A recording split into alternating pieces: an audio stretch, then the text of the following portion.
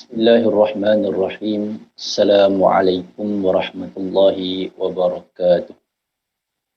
Alhamdulillahi rabbil alamin wassalatu wassalamu ala sayyidina Muhammadin asyrafil mursalin wa ala alihi wa sahbihi ajma'in. Amma ba'du.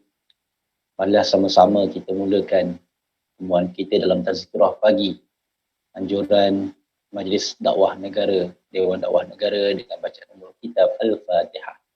أعوذ بالله من الشيطان الرجيم بسم الله الرحمن الرحيم الحمد لله رب العالمين الرحمن الرحيم مالك يوم الدين إياك نعبد وإياك نستعين اهدنا الصراط المستقيم صراط الذين أنعمت عليهم غير المغضوب عليهم ولا الضالين آمين. الحمد لله. Kita panjatkan setinggi syukur kehadrat Allah Subhanahu Wa Taala, limpah kurnianya Allah Subhanahu Wa Taala masih memberikan kepada kita kesihatan, keafiatan. Yang paling penting masih dipanjangkan usia kita, umur kita, diberikan ruang dan peluang oleh Allah Subhanahu Wa Taala untuk terus kita bertaubat, untuk terus kita mengabdikan diri kita kepada Allah Subhanahu Wa Taala. Moga-moga kita menjadi hamba Allah Subhanahu Wa Taala yang sentiasa bertakwa, beramal soleh, buat amal-amal kebajikan sebagai bekalan untuk kita bertemu dengan Allah Subhanahu Wa Taala kelak di akhirat sana. Dan moga-moga apa yang kita buat dekat dunia ini, amal-amal soleh yang kita buat yang penuh dengan keikhlasan, menjadikan kita ataupun menjadikan amal-amal kita ini amal-amal yang berat timbangannya di akhirat sana nanti, insya-Allah. Mudah-mudahan. Dan kita panjatkan setinggi syukur kehadrat Allah Subhanahu Wa Taala di atas nikmat kesihatan yang Allah Subhanahu Wa Taala terus berikan kepada kita. Walaupun di sana ada yang diuji dengan nikmat sakit, walaupun sakit, ia juga satu nikmat. Nikmat apa? Nikmat yang mana Allah beri yang kita tak nampak untuk menghapuskan dosa-dosa kita, untuk mengangkat darjat kita. Moga-moga ianya sebagai suatu perkara yang baik untuk kehidupan kita, dunia dan akhirat kita. Sidang penonton yang dirahmati lagi dikasihi Allah Subhanahu Wa Taala, rakan-rakan, sahabat-sahabat, tuan-tuan, puan-puan yang berada dalam FB Dewan Dakwah Negara ini dalam tazkirah pagi. InsyaAllah tuan-tuan bersama dengan saya pada pagi ini untuk sama-sama kita muhasabah, kita bincang-bincang, kita sembang-sembang tentang hikmah di sebalik musibah yang Allah Subhanahu Wa Taala turunkan kepada kita umatnya Nabi Muhammad sallallahu alaihi wasallam. Tuan-tuan yang dirahmati lagi dikasihi Allah Subhanahu Wa Taala sekalian, pada bulan yang lalu siri tazkirah saya berkaitan dengan hikmah musibah. Di sebalik musibah ini saya telah mendatangkan beberapa fawaid, beberapa faedah, beberapa hikmah di sebalik ujian, di sebalik cabaran, di sebalik fitnah yang Allah Subhanahu Wa Taala timpakan kepada kita, yang saya petik daripada kitab Al-Fitan wal Balaya wal Mihan wal Razaya atau Fawaidul Balwa wal Mihan, karangan Sultanul Ulama Izzuddin Abdul Salam As-Sulami Al-Syafi'i, yang mana wafatnya pada tahun 660 Hijriah. Jadi tuan-tuan yang dirahmati lagi dikasihi Allah, saya telah mengkupas tentang 5 faedah. Jadi pada hari ini, pada pagi ini, insya-Allah saya nak tambah lagi. Dalam kuliah yang lalu saya dah sebut apa yang disebut oleh Imam Izzuddin Abdul Salam di antara faedah ataupun hikmah di sebalik ujian itu. Yang pertama dia sebut ma'rifatur rububiyyatihi. Manakala bila mana datang ujian itu, manusia ini dia akan kenal Allah. Dia tahu bahawa apa pun yang ada pada diri dia, macam mana hebat pun dia merancang, Allah lah yang maha berkuasa. Allah lah yang maha agung. Allah lah yang menentukan setiap sesuatu. Maka dia kembali kepada Allah Subhanahu Wa Taala dan dia kenal akan sifat-sifat Allah. Kemudian bila mana datangnya ujian itu kepada manusia, kata Imam Izzuddin Abdul Salam, yang kedua antara hikmahnya yang telah saya huraikan, dia sebut ma'rifatu zillatil ubudiyyah wa kasriha. Manakala bila ujian itu datang, manusia itu, hamba-hamba Allah itu, dia kenal akan kekurangan, kelemahan dirinya sendiri. Dia tahu bahawa apa pun yang berlaku ini, hebat macam mana pun dia fikir, macam mana pun dia rancang, maka dia ini hamba yang lemah. Hamba yang lemah ini tetap akan mengharapkan pertolongan Allah Subhanahu wa Ta'ala. Setiap ujian itu, maka dia tak mampu dah nak mengatasinya. Akhirnya dia akan kembalikan kepada Allah. Seperti mana yang Allah Subhanahu wa Ta'ala sebut dalam surah Al-Baqarah ayat 156. Yang mana Allah berfirman, alladzina iza asabathum musibah qalu inna lillahi wa inna ilaihi raji'un. Manusia ni tuan-tuan yang dirahmati lagi dikasih Allah, dia kena mengakui bahawa dia hamba yang lemah, hamba yang tak ada apa-apa, yang mana dia sendiri akan kembali kepada Allah Subhanahu wa Ta'ala dan mengharap pertolongan daripada Allah Subhanahu wa Ta'ala. Inilah hikmah di sebalik ujian. Mau kita sedar kita ni tak ada apa-apa. Yang ketiga, kata Imam Izzuddin Abdul Salam, antara hikmahnya al-ikhlasu lillahi ta'ala. Manusia ini bila mana dia diuji oleh Allah Subhanahu wa Ta'ala dengan berbagai ujian, berbagai fitnah, berbagai cobaan, bala dan sebagainya. Akhirnya dia kembali kepada Allah itu dengan sifat ikhlas. Akhirnya dia tahu dah, siapa pun aku tak nak harap dah, melainkan Allah Subhanahu wa Ta'ala. Siapa pun kita dah tak boleh dah minta pertolongan melainkan harap kepada Allah. Bila dia tadah tangan ni, dia tadah tangan tinggi-tinggi, ini bukan main-main, tetapi daripada lubuk hati dia. Memang benar-benar mengharapkan Allah Subhanahu wa Ta'ala yang mampu untuk menolong. Dia pun angkat tangan. Ya Arhamar Rahimin, Ya Arhamar Rahimin, Ya Arhamar Rahimin. Dia angkat tangan, Ya Latif, Ya Latif, Ya Latif, Allah, Ya Latif, yarzuqu man yasha wa ala kulli syai'in qadir. Ya Latif, Ya Latif, angkat tangan tinggi-tinggi.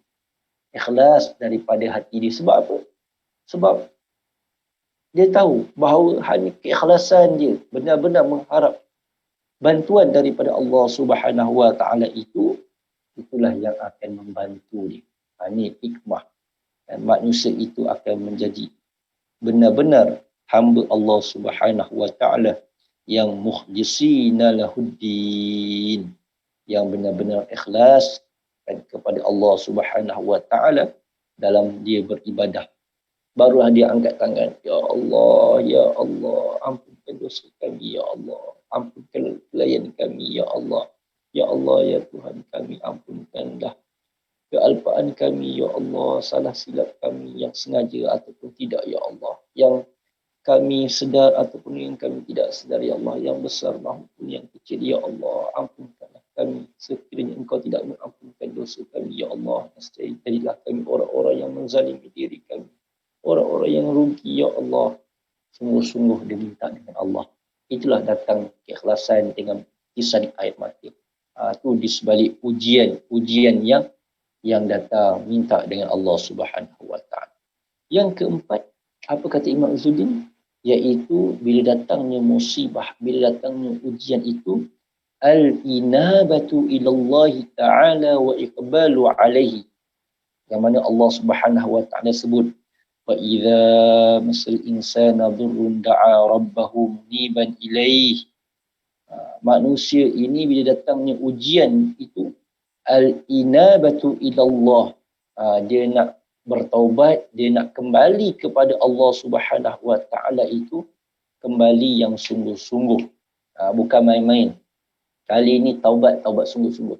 Dulu taubat juga, lepas taubat buat lagi, lepas taubat buat lagi, salah buat lagi, salah minta maaf tapi ulang lagi, salah minta ampun, lepas tu lakukan lagi. Tetapi bila satu ujian itu menimpa sesungguhnya manusia itu, kalau dia benar-benar mengambil faedah daripada ujian tadi, maka dia akan menjadikan manusia itu dalam keadaan muniban ilaih, betul-betul dia kembali kepada Allah, dia benar-benar bertaubat kepada Allah SWT dan mengharapkan Allah terima taubat-taubat dia. Ikhlas tadi akan terbitkan dalam diri. Ikhlas yang ketiga, yang keempat tadi, al-inabah, iaitu sungguh-sungguh dia bertaubat kepada Allah Subhanahu wa taala dan mengharapkan keampunan daripada Allah. Ini bukan main-main lagi. Maksudnya dia taubat ni taubat sungguh-sungguh. Tuan-tuan, ada orang taubat main-main. Itu bukan taubat tun nasuha.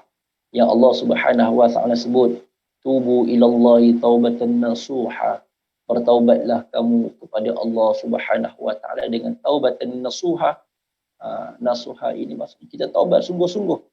Kita tinggalkan perbuatan maksiat tadi, kita berazam sungguh-sungguh kita tidak akan mengulangi perbuatan maksiat tadi. Kita terbitkan dalam hati kita benci akan perbuatan maksiat tadi.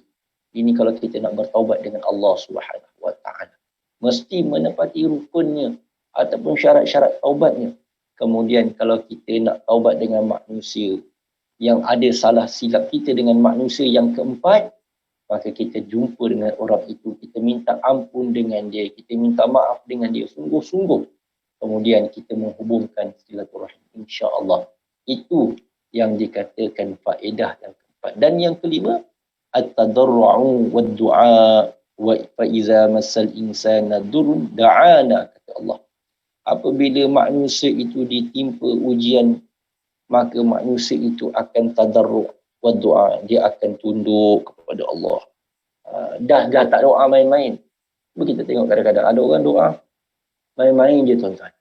Doa tu macam nak bagi-bagilah, ya Allah, tak nak bagi pun nak macam mana. Tetapi kalau orang yang ditimpakan ujian oleh Allah Subhanahu wa taala, kata Imam Ibn Abdul Salam, antara hikmahnya apa? At-tadarru' wa doa. Dia doa ni dia minta dengan Allah dengan penuh tunduk. Tunduk betul-betul. Menyerah diri, angkat tangan, tunduk, menangis, ikhlaskan hati, taubat sungguh-sungguh. Dia tahu dia hanya mengharap kepada Allah Subhanahu wa taala. Dia tahu dirinya itu hamba Allah Subhanahu wa taala. Tiada yang mampu untuk memberi mudarat kepada dirinya walaupun dihimpunkan seluruh alam dan manusia ini makhluk Allah untuk memberi mudarat kepada dirinya. Kalau Allah kata tidak akan ditimpa mudarat, maka dia tidak akan ditimpa mudarat.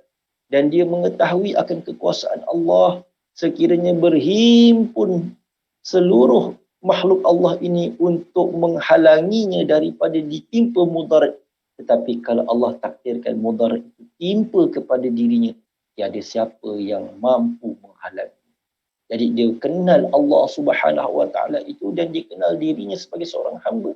Maka di saat itulah dia berdoa, dia bertaubat, dia datangkan keikhlasan dalam diri dia. Ini antara 5 hikmah yang saya sebut dalam pertemuan kita pada bulan yang lalu.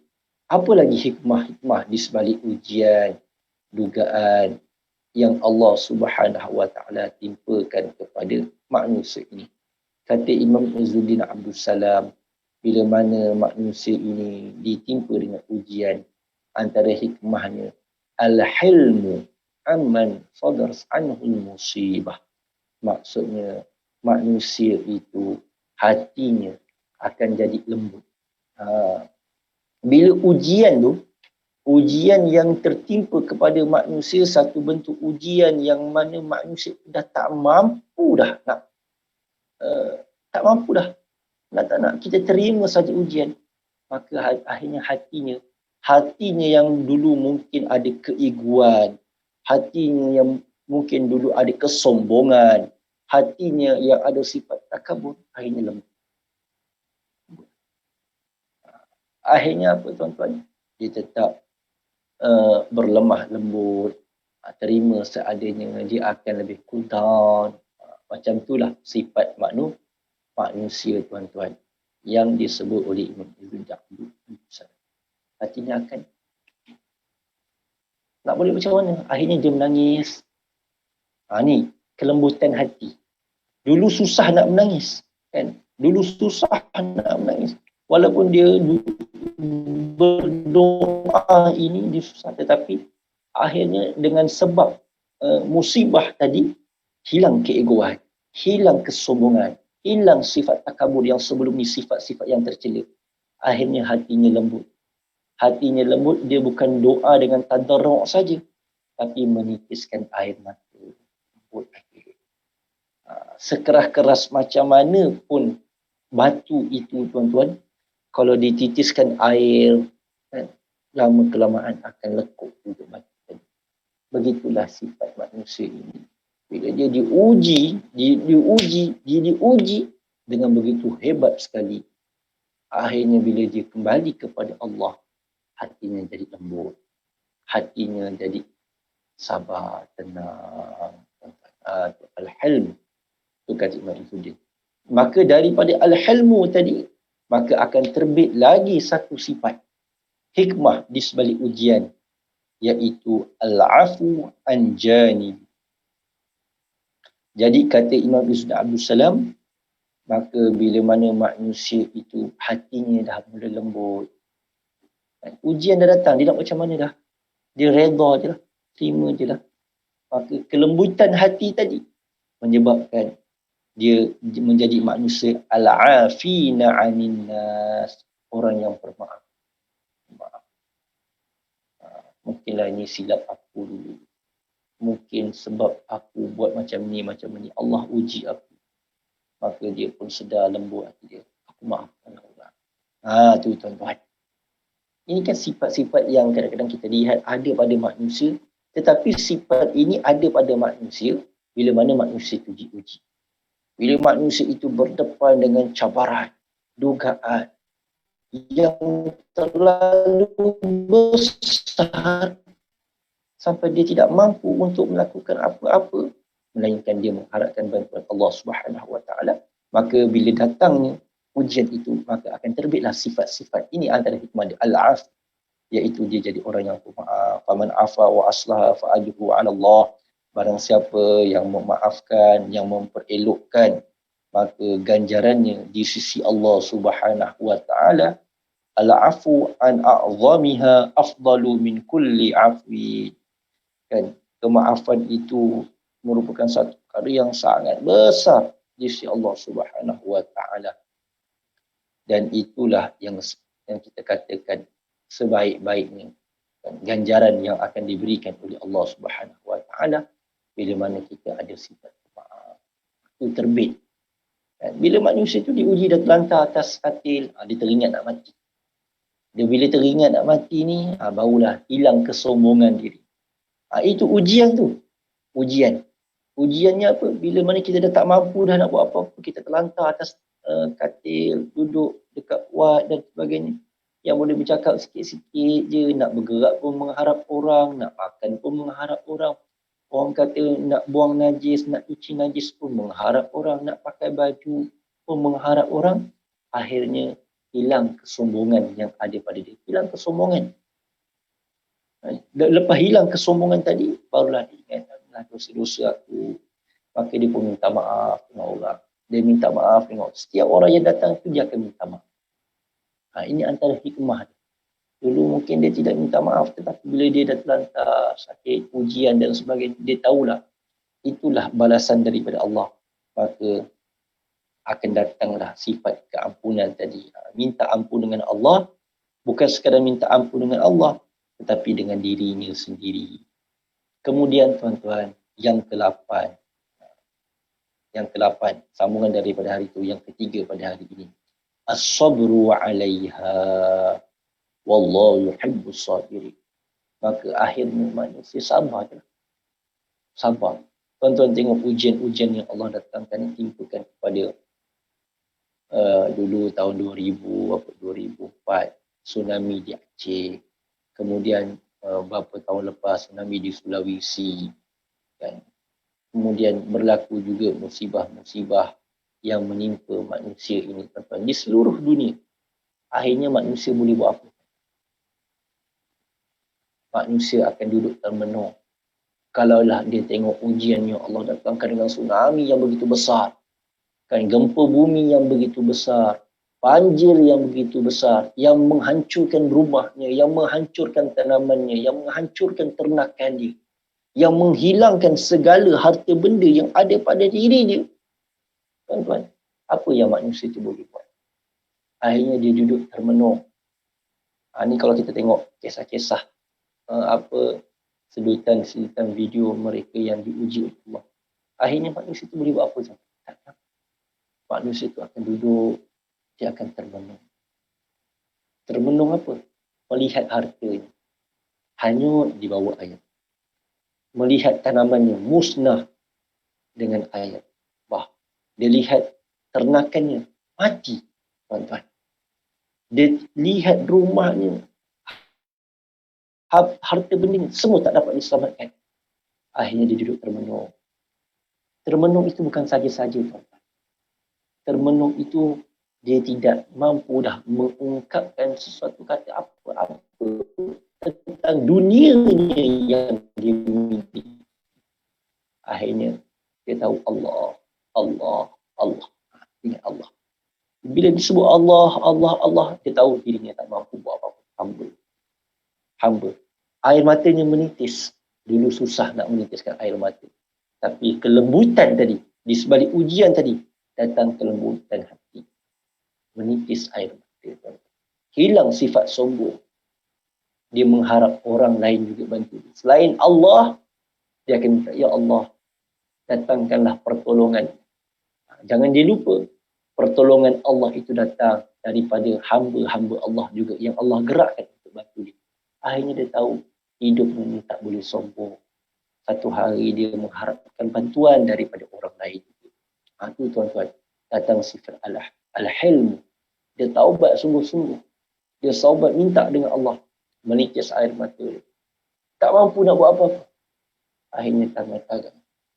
Tadah tangan ini pun tuan-tuan kadang-kadang tak terungkap dengan kata-kata, tapi hatinya, ya Allah, hatinya minta ampun dengan ikhlas. Bukan sekadar itu, ya Allah, apalah salah aku ini, ya Allah. Mungkin sebab kesombongan aku, sifat takabur aku tidak pernah mengambil tahu tentang manusia yang Allah dengan harta yang aku ada. Maka engkau ambil ini sebagai satu ujian. Dia kenal dia, tuan-tuan. Maafkan manusia. Kemudian dia sabar. Sabarlah, tak boleh buat apa dah, sabar. Sabar ini innama yuwaffas sabiruna ajrahum bighairi hisab. Sesungguhnya orang-orang yang sabar itu ganjaran pahalanya di sisi Allah Subhanahu wa taala, tuan-tuan, sangat besar. Kenapa saya kata sangat besar? Ajrahum bighairi hisab, tanpa, tak boleh nak nilai. Pahala orang yang sabar ini tak boleh nak nilai. Allah besar pahala sabar. Jadi kalaulah kita ditimpa dengan pelbagai ujian, ungkapan sabar ini memanglah selalu kita kata, engkau bolehlah cakap sabar. Yang tanggungnya aku, bukan kau. Tapi hakikatnya, tuan-tuan, itulah sebenar-benar ungkapan yang datang daripada orang keliling kita. Yang sepatutnya kita ambil kata-kata tadi sebagai satu hikmah untuk ingatkan kita bahawa besarnya pahala sabar di sisi Allah Subhanahu wa taala. Allah berikan pahala sabar ini, tuan-tuan, dengan sebaik-baiknya. Wa awsa'a minas sabri, kan, luas pahala daripada sabar ini, tuan-tuan. Jadi kita ni, apapun ujian yang Allah timpakan kepada kita, maka sabarlah. Sabar. Kemudian yang kesembilan. Yang kesembilan ini yang luar biasa. Luar biasa. Kenapa? Antara hikmah di sebalik ujian itu, bila mana dia dah dapat hikmah yang pertama, hikmah yang kedua, hikmah yang ketiga, sampailah hikmah yang ke-8 tadi dengan kesabaran tadi, maka kata Imam Izzuddin Abdussalam, maka terbit dalam hati dia apa? Al-farhu biha. Allahu Akbar. Dia kata farhu ni, tuan-tuan, rasa gembira. Macam mana ujian-ujian yang Allah berikan kepada seseorang hamba itu, dia boleh gembira. yang mana Nabi SAW sebut dalam satu hadis, wallazi nafsi biyadihi in kanu la yafrahu bil balaya kama tafrahu bir raha. Maksudnya Nabi nak bagi tahu, bila datangnya ujian ini antara martabat. Martabat lepas sabar itu, lepas dia sabar, antara martabat yang lagi tinggi di sebalik hikmah ujian tadi, manusia itu dia boleh tenang, sabar. Bukan sabar saja tapi yafrah.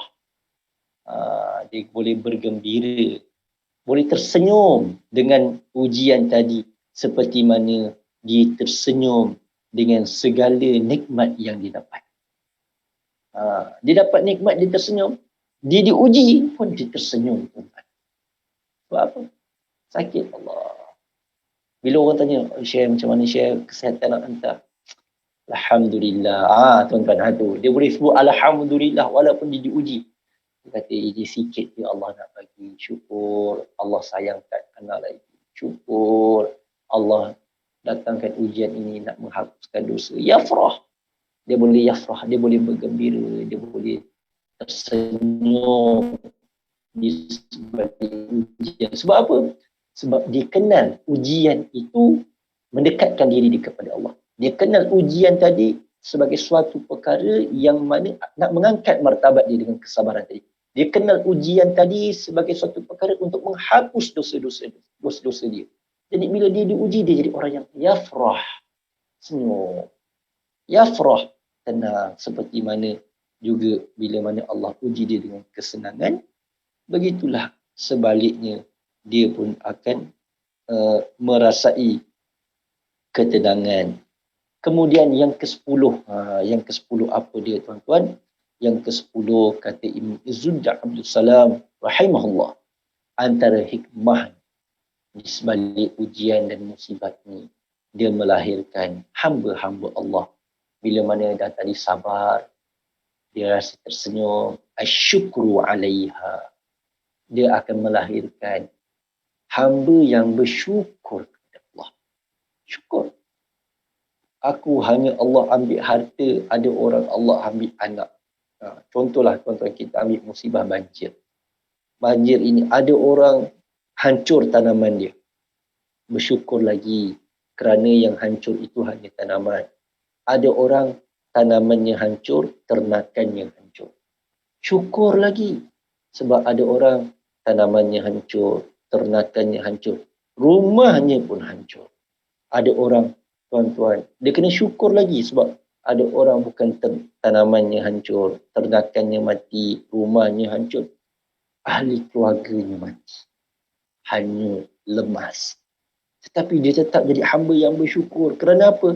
Sebab ada orang lebih dahsyat lagi. Tanamannya hancur, ternakannya musnah, apa mati tuan-tuan, rumahnya musnah, ahli keluarganya ada yang mati. Tapi tuan-tuan, dia masih ada jiran tetangga yang nak bantu dia. Walaupun ada ahli keluarganya meninggal, tapi dia masih hidup. Bukan sekadar itu, ada jiran tetangga yang berikan semangat, ada jiran tetangga yang tolong, ada jiran tetangga yang bantu. Jadi dia masih bersyukur lagi. Paling tidak kita masih bersyukur dengan diri kita kerana Allah masih berikan kesempatan untuk kita bertaubat, untuk kita kembali kepada Allah Subhanahu wa ta'ala. Yang ni yang kata Imam Izzuddin Abdul Salam di antara faedah yang besar.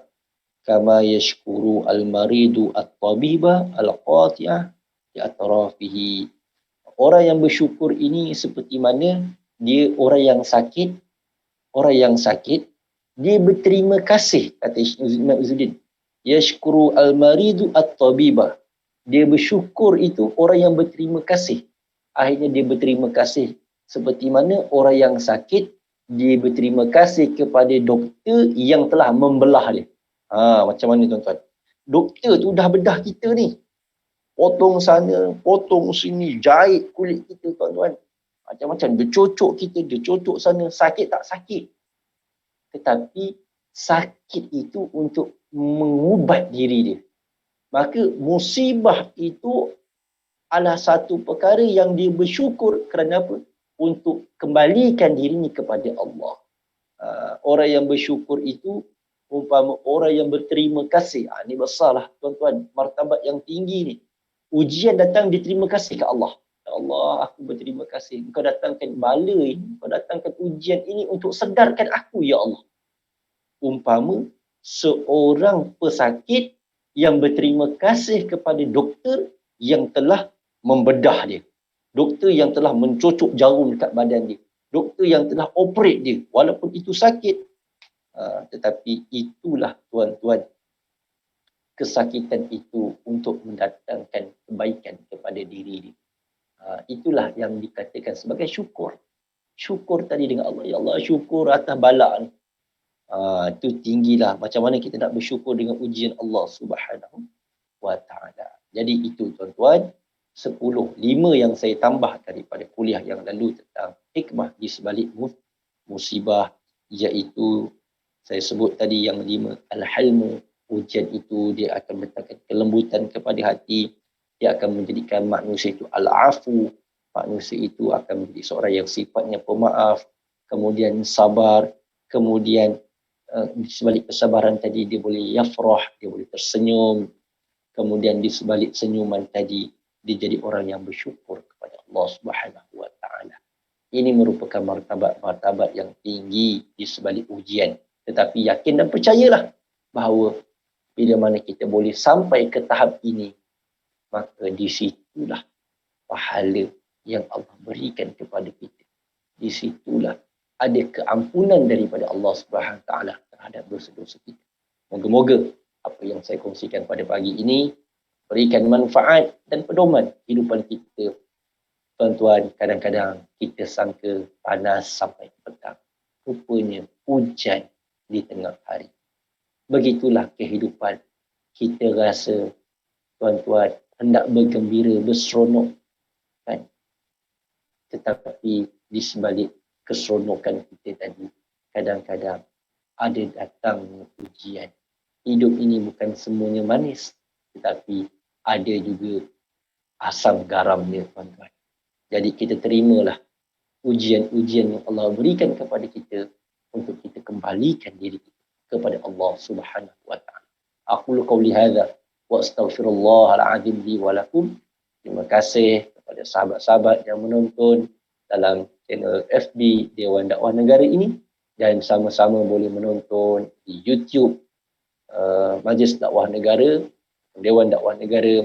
Untuk mengambil manfaat, boleh subscribe kat sana, boleh lihat kuliah-kuliah tazkirah pagi yang dijalankan setiap hari oleh para asatizah yang telah dijadualkan, dan moga-moga ianya memberi manfaat. Dan kalau tuan-tuan dikurniakan rezeki oleh Allah untuk sama-sama menyumbang, boleh menyumbang dalam nombor yang tertera di bawah itu di akaun RHB Majlis Dakwah Negara. Moga-moga ianya akan merancangkan lagi majlis-majlis ilmu kita, tuan-tuan, di alam maya ini sempena dengan PKP. InsyaAllah, mudah-mudahan. Aku qauli hadza wa astaghfirullahalazim li wa lakum. Assalamualaikum warahmatullahi wabarakatuh. Jumpa lagi.